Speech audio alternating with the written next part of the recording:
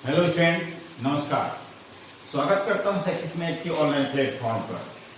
चलिए आज हम लोग दोबारा भाग थर्ड सौरमंडल का टॉपिक पढ़ने जा रहे हैं। मैं पहले बता चुका हूं सौरमंडल का जो टॉपिक होगा हर 10-15 मिनट कम से कम 1 घंटा की वीडियो है, 1 घंटा का टॉपिक है। अब तो मैंने आपको भाग 2 तक जो है भेज चुका हूं वीडियो बनाकर। ठीक है, एक तीसरा वीडियो बनने जा रहा है भाग थर्ड। चलिए स्टार्ट करते हैं। भाग थर्ड में आज हम लोग पढ़ेंगे, जितने भी ग्रह हैं उनके अलग अलग उनकी विशेषता पढ़ेंगे। कई बार क्वेश्चन पूछ देता है कि लाल ग्रह किसे कहते हैं, गर्म ग्रह किसे कहते हैं, पीला ग्रह किसे कहते हैं, हरा ग्रह किसे कहते हैं। इसी संबंधित 1 बाय 1 सारे ग्रहों के बारे में डिटेल में पढ़ेंगे। इसके पहले मैंने आपको पढ़ाया था सूर्य के बारे में, सूरज के बारे में बताया था डिटेल में कि इस ब्रह्मांड में सबसे छोटा स्टार जो है, तारा जो है वो सूरज है। सूरज के नजदीक में जो एक तारा है उसका नाम है प्रोक्सिमा सेंचुरी, और पृथ्वी के सबसे नजदीक का तारा जो है वो है, वो कौन है? शन, सूरज। ओके, उसका मैंने बताया था सूर्य के अंदर जो है 2 प्रकार के गैस इंपोर्टेंट पाए गए हैं। वो 2 गैस कौन कौन कौन है? एक हीलियम, दूसरा हाइड्रोजन। हीलियम का परसेंटेज है 26% और हाइड्रोजन का परसेंटेज जो है वो है 71%। कितना है? 71%। इनके अलावा भी और सब गैसें हैं, वो 3% अन्य गैसें हैं वहां पे। जो सूर्य जो है प्रकाश उत्सर्जित जो करता है नाभिकीय संलयन के माध्यम से, के द्वारा, ठीक है, ना कि नाभिकीय विखंडन के माध्यम से।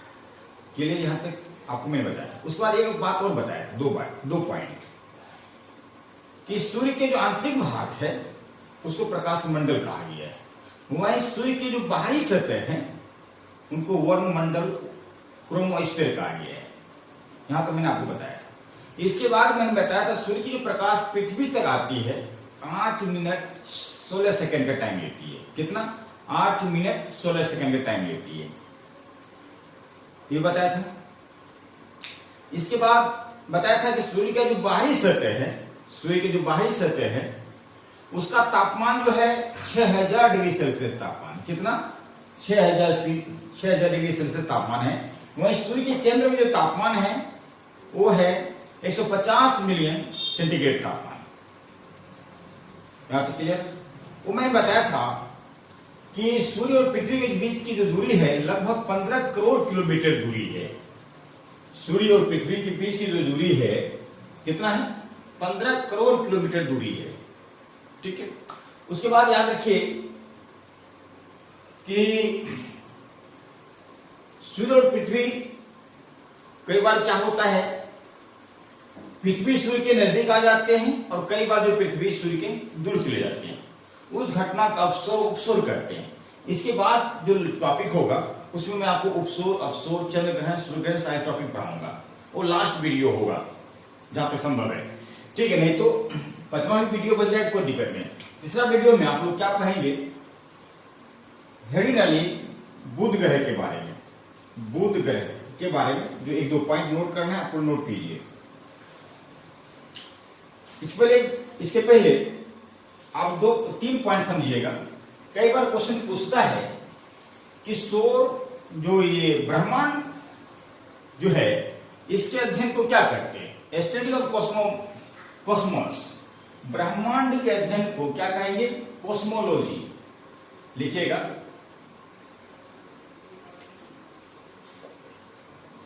ब्रह्मांड के अध्ययन को कॉस्मोलॉजी करते हैं, कॉस्मोलॉजी करते हैं। ब्रह्मांड के अध्ययन को कॉस्मोलॉजी करते हैं। वहीं यदि क्वेश्चन पूछता है, ठीक है, जो सन है, सन, ठीक है, स्टडी ऑफ सन, ठीक है, यह सूर्य के अध्ययन को क्या करते हैं? सूर्य के अध्ययन को क्या कहते हैं? क्या बोलेंगे? लिखिएगा हीलियोसोस्मोलॉजी, हीलियोसोस्मोलॉजी।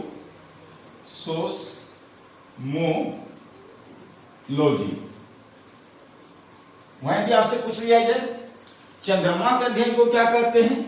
आदि में आपसे पूछ लिया जाए चंद्रमा के अध्ययन को क्या कहते हैं? चंद्रमा का अध्ययन को कहते हैं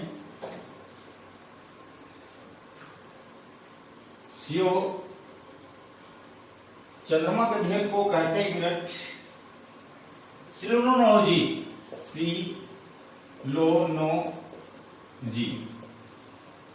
सिलोनोलॉजी। ठीक है, सिलोनोलॉजी। चंद्रमा के अध्ययन को क्या कहेंगे? सिलोनोलॉजी। ये 3 अध्ययन आपको याद रखना है। आपको यहां से भी क्वेश्चन कई बार पूछ लेते हैं, पूछे गए हैं। चलिए अब हम बात करेंगे बुध ग्रह के बारे में, फिर शुक्र ग्रह के बारे में, पृथ्वी, मंगल, बृहस्पति, अरुण, वरुण विस्तार से। ठीक है, आंतरिक ग्रह मैंने बताया था और बाह्य ग्रह बताया था, आपको याद होगा। एस्ट्रॉइड जो ये जो क्षुद्र ग्रह है, क्षुद्र ग्रह का जो बेल्ट है, ठीक है ना, ये भी मैंने बताया था। और ये जो क्षुद्र ग्रह है एस्ट्रॉइड, जो महाराष्ट्र में गिरा भी है, जिससे एक लोनार झील का निर्माण हुआ है, मैंने आपको बताया था एस्ट्रॉइड के बारे में। ठीक है, ये एस्ट्रॉइड का बेल्ट है, क्षुद्र ग्रह का बेल्ट है। ठीक है, इस बात को ध्यान देना है आपको। इसको बोलते हैं बुध ग्रह जो है, ठीक है, इसको बोले हम लोग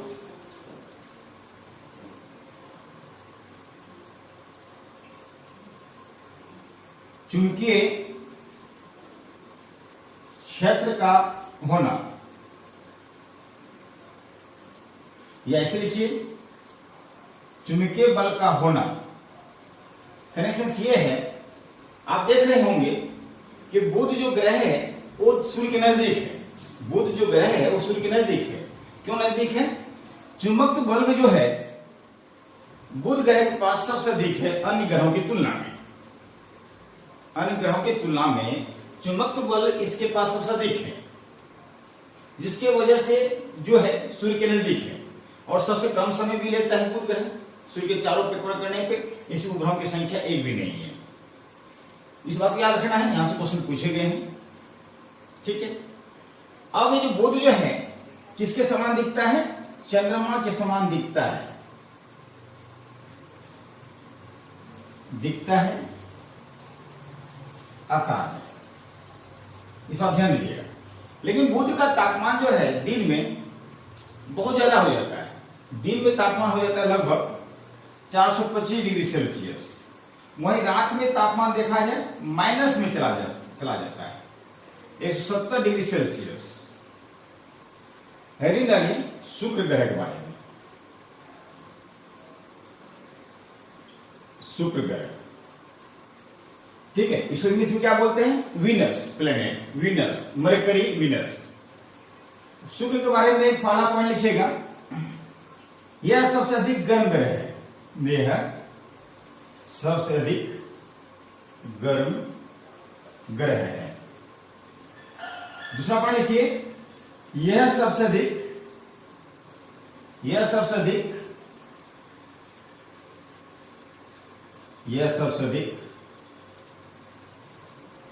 चमकीला ग्रह है। चमकीला ग्रह, तो इसको चमकीला ग्रह भी कहते हैं, ये भी याद रखिएगा। क्वेश्चन कई बार पूछते हैं ना पेपर में कि चमकीला ग्रह किसे कहते हैं? शुक्र को कहते हैं। ओके, तीसरा पॉइंट लिखिए इससे संबंधित, इसको पृथ्वी की भैंगनी भी कहा जाता है। पृथ्वी की भैंगनी भी कहा जाता है, या पृथ्वी की प्यारी बहन भी कह सकते हैं, क्योंकि साइज में जो है पृथ्वी के आकार में ही है शुक्र ग्रह। चौथा पॉइंट यदि बात है गर्म ग्रह क्यों कहते हैं, इसको याद रखना है इसको, कि CO2 गैस की मात्रा जो है 95% है। सबसे अधिक गर्म ग्रह किसको होना था, लेकिन इसमें नहीं है। वायुमंडल का अभाव था ही, यहां भी वायुमंडल का अभाव है, लेकिन यहाँ पे CO2 गैस की जो मात्रा है 95% है यहाँ पे, इसलिए ये सबसे अधिक गर्म ग्रह है। पृथ्वी की भैंगनी या पृथ्वी की प्यारी बहन कह सकते हैं। इसको बोलते हैं भोर का तारा एवं सांझ का तारा, एवं सांझ का तारा। इवनिंग स्टार, मॉर्निंग स्टार दिया गया है इनको संज्ञा, ठीक है। और लेकिन एक बात और याद रखें लास्ट में, ये जो है पूर्व से पश्चिम चक्कर लगाती है, पूर्व से पश्चिम चक्कर लगाती, उल्टा अपोजिट डायरेक्शन में चक्कर लगाते हैं। ये है दो ग्रह ऐसे हैं जो अपोजिट पूर्व से पश्चिम चक्कर लगाती घूमती है। तो ये कौन, एक अरुण एक शुक्र। जब पृथ्वी, मंगल, बृहस्पति, बाकी जो बुध है, अरुण जो है, वरुण जो है, शनि है, ये लोग जो पश्चिम से पूर्व घूमते हैं, पश्चिम से पूर्व घूमते हैं, ये पूर्व से पश्चिम घूमते हैं। यहां तक क्लियर, ठीक है। अब आइए हम बात करेंगे पृथ्वी ग्रह के बारे में। किस ग्रह के बारे में? पृथ्वी ग्रह के बारे में। हेडिंग डालिए पृथ्वी ग्रह। इसको नीला ग्रह कहते हैं। क्या कहते हैं? नीला ग्रह। पहला पॉइंट। दूसरा पॉइंट की लिखिएगा, साइड 23.5 डिग्री पर झुकी हुई है, झुकी हुई है। तीसरा पॉइंट लिखिएगा, 66.5 डिग्री का कोण बनाती है, कोण बनाती है। कितना? 66.5 डिग्री। उसके बाद पृथ्वी का जो औसत तापमान है, औसत तापमान कितना है भाई? 15 डिग्री सेल्सियस, 15 डिग्री सेल्सियस। यहां तक समझ में आया? मैं आपको पृथ्वी से संबंधित बता रहा हूं, ठीक है। अब पृथ्वी जो केंद्र का तापमान है, पृथ्वी केंद्र का तापमान जो इतना है, 6000 डिग्री सेल्सियस है। अभी मैंने आपको बताया था जो सूर्य के जो बाहरी सतह का तापमान है वो 6000 डिग्री सेल्सियस तापमान। कितना? 6000। दोनों को तापमान मिल रहा है। तो खगोल शास्त्रों के द्वारा कहा गया कि जो पृथ्वी जो है, पृथ्वी जो है और सूरज का एक का भाग, सूरज का ही एक भाग है पृथ्वी जो है, क्योंकि तापमान दोनों को सेम देखा गया है। 6000 डिग्री सेल्सियस जो सूर्य का बाहरी सतह का भाग, सूर्य के बाहरी सतह का तापमान है, वही पृथ्वी के केंद्र का तापमान कितना है? 6000 डिग्री सेल्सियस। इसलिए कहा गया है कहीं न कहीं जो पृथ्वी जो है वो सूर्य का ही एक भाग है। यहां तक समझ में आ रहा है? ठीक है। अब दूसरी बात यह समझिए, पृथ्वी एक घूर्णन गति करती है, पृथ्वी एक घूर्णन गति करती है, दूसरा परिक्रमण गति करती है। एक घूर्णन, दूसरा परिक्रमण गति। और घूर्णन से आप क्या समझते हैं? घूर्णन से जो है 24 घंटे में अपने अक्ष पे जो है वो घूम लेती है, जिससे दिन रात में परिवर्तन होती है। दिन के बाद फिर रात के बाद दिन होता है। किसकी वजह से? घूर्णन गति की वजह से। एग्जाम पूछेगा घूर्णन गति से आप क्या समझते हैं? आप बोलेंगे दिन रात में परिवर्तन। वही परिक्रमण जो है 365 दिन में जो है सूर्य के चारों परिक्रमण करते हैं कौन? पृथ्वी। तो इससे क्या होता है? ऋतु परिवर्तन। डायरेक्ट लिखेगा आपको, ऋतु परिवर्तन होता है इससे। क्लियर? उसके बाद एक पॉइंट और नोट कीजिए आप लोग पृथ्वी संबंधित। ये पृथ्वी है, जो पृथ्वी की जो व्यास होगी कितना होगा? 12,756 किलोमीटर पृथ्वी का व्यास। मैं पृथ्वी की जो ध्रुवीय व्यास होगा, जो पृथ्वी की जो ध्रुवीय व्यास होगा, फिर ये व्यास जो है कम हो जाएगा। कितना हो जाएगा? 12,714 किलोमीटर। दोनों पॉइंट आप नोट करना है। पृथ्वी की जो विषुवतीय व्यास होगा, पृथ्वी की जो विषुवतीय व्यास होगा 12,756 किलोमीटर। पृथ्वी का ध्रुवीय व्यास, ये ध्रुव है और ये भी ध्रुव है, ठीक है। पृथ्वी का जो ध्रुवीय व्यास होगा वो होगा 12,714 किलोमीटर। ओके। अब पृथ्वी के जो चारों चक्कर लगाने वाला जो एक व्यक्ति है, उसका भी नाम याद रखना है आपको।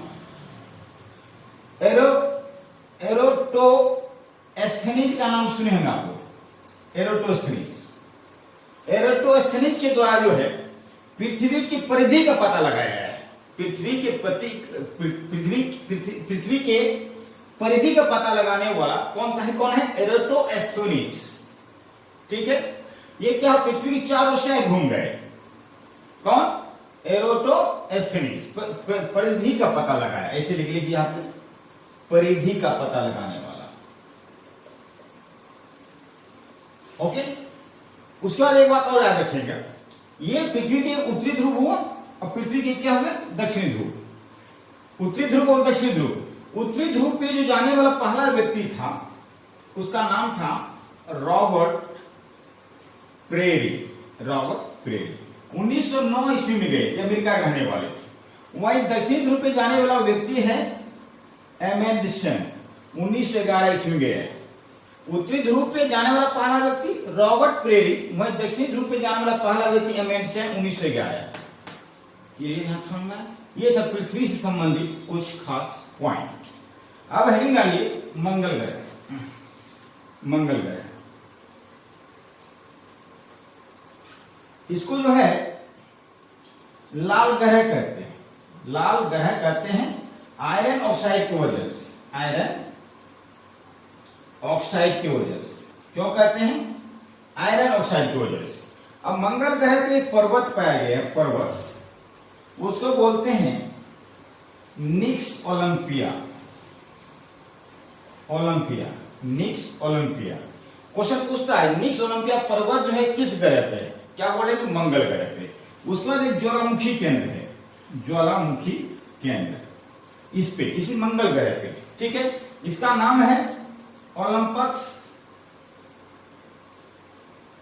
ओलंपस, ठीक है, ओलंपस याद रहेगा। ठीक, मंगल ग्रह भी कंप्लीट हो जाता है। मंगल ग्रह को मैंने बताया था दो सैटेलाइट है, दो सैटेलाइट है, दो उपग्रह हैं।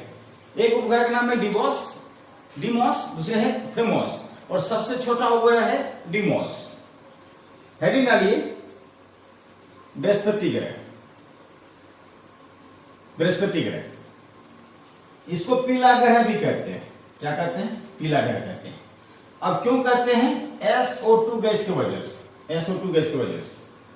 ये सबसे बड़ा ग्रह है, आपको पता है, सबसे बड़ा ग्रह है ये। और सबसे अधिक द्रव्यमान जो है इसी ग्रह पर है। सबसे अधिक द्रव्यमान जो है,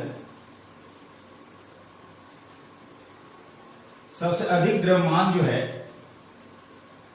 सबसे अधिक द्रव्यमान वाला ग्रह है बृहस्पति। सबसे अधिक द्रव्यमान वाला जो ग्रह है क्या है? बृहस्पति। इस 2 पॉइंट इसके संबंधी याद रखिएगा, सबसे बड़ा ग्रह भी है। अब हेडिंग डालिए शनि ग्रह। शनि इसको बोलते हैं ब्लैक प्लेनेट। क्या बोलते हैं? काला ग्रह। क्यों कहते हैं इसको काला ग्रह? NO2 की वजह से। किसकी वजह से? NO2 गैस की वजह से। और इसमें 7 वलय पाया गया, 7 वलय, दैट मीन 7 रिंग्स। 7 रिंग्स पाया गया है। 7 रिंग्स का मतलब होता है गैसों का गोला। इस प्रकार 7 गैसों का गोला पाया गया है। किस पे? शनि पे। और शनि पे जो है सबसे अधिक उपग्रहों की संख्या है, ये भी याद रखना है आपको, शनि ग्रह। उसके बाद नोट कीजिए आप अरुण के बारे में, अरुण ग्रह के बारे में। पहला पॉइंट लिखिए, इसे जो है लेटा हुआ ग्रह कहते हैं। लेटा हुआ ग्रह कहते हैं। कई बार पेपर में पूछा है कि लेटा हुआ ग्रह किसे कहते हैं? क्या बोलेंगे? अरुण को बोलेंगे। दूसरी बात है, इसको बोलिए 180 डिग्री का जो एंगल बनाती है, कौन बनाती है? 180 डिग्री, इसलिए इसको लेटा हुआ ग्रह कहते हैं। ओके, रिंग्स इसमें भी पाया गया है, वलय इसमें भी पाया गया, अरुण ग्रह पे भी। अब लास्ट में पढ़ते हैं हम लोग वरुण ग्रह के बारे में। इसको हम लोग बोलते हैं हरा ग्रह। क्यों बोलते हैं हरा ग्रह? मीथेन गैस की वजह से। किस वजह से? मीथेन गैस सबसे अधिक है इसपे, वरुण ग्रह पे। ठीक है, अब दूसरा पॉइंट आपको नोट करना है, यह सबसे अधिक ठंडा ग्रह है। दूसरा पॉइंट, सबसे अधिक ठंडा ग्रह। अभी आपने क्या देखा? सबसे अधिक गर्म ग्रह शुक्र है और सबसे अधिक ठंडा ग्रह कौन? वरुण है। -215 डिग्री सेल्सियस तापमान। इसके बाद तापमान आपको घटते हुए जाएगा, पृथ्वी के बाद तापमान घटता हुआ जाएगा। जैसे कि मंगल ग्रह की बात करें, -22 डिग्री सेल्सियस तापमान है इस पे, मंगल पे। मंगल पे -22 डिग्री सेल्सियस तापमान है और बाकी इधर माइनस में ही चला जाएगा। ठीक है, इस तरह मैंने देखा जाए सारे ग्रहों के बारे में विस्तार से चर्चा की है। सारे ग्रहों के बारे में मैंने विस्तार से चर्चा किया है। अब इसके बाद जो वीडियो बनेगा उसमें आपको सूर्य ग्रहण, चंद्र ग्रहण, उत्सुर अवसुर के बारे में चर्चा करूंगा। उसके बाद जो कुछ और खास फैक्ट पॉइंट है उसको भी मैं लिखूंगा। साथ में 150 क्वेश्चन का लगभग ऑब्जेक्टिव क्वेश्चन बनता है इस टॉपिक से, वो भी मैं आपको प्रैक्टिस करवाऊंगा। ठीक है, सौरमंडल से कुछ भी क्वेश्चन पूछ दे पेपर में तो आप जवाब दे देंगे, ये मैं वादा के साथ बोलता हूं। सिर्फ सिर्फ आपको मेरा वीडियो जो है प्रॉपर उसे देखिएगा और अपने कॉपी में नोट करते चले जाइएगा। सारे टॉपिक पढ़ाऊंगा मैं ज्योग्राफी से। ठीक है, बस आज क्लास में बस इतना ही, फिर मिलते हैं नेक्स्ट वीडियो में। Thank you so much.